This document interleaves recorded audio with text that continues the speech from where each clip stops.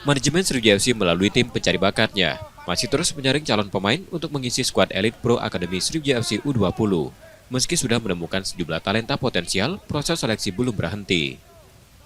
Menurut manajemen, mereka masih mencari pemain muda yang benar-benar sesuai kriteria dan kebutuhan tim pelatih. Seleksi pun dilakukan secara maksimal, dengan tetap memberi ruang untuk kemungkinan merekrut pemain dari luar Sumatera Selatan jika hasil akhir seleksi belum memuaskan. Iya, kita sekarang mau prioritaskan pemain betul-betul putra daerah, putra Sumsel. Nah, kalau memang putra daerah sudah kita lakukan seperti ini, terus tidak ada peningkatan, mesti tambah pemerosotan, ya mau tidak mau ya kita harus mencari pemain bantuan dari luar.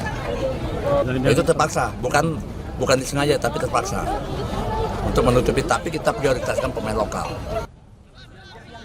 Saat ini seleksi pemain sudah memasuki tahap ketiga. Dari 69 peserta yang ikut, kini tersisa 37 pemain. Tidak menutup kemungkinan jumlah itu masih akan kembali mengerucut seiring penyesuaian kebutuhan tim. Nur Muhammad, Kompas TV, Palembang, Sumatera Selatan.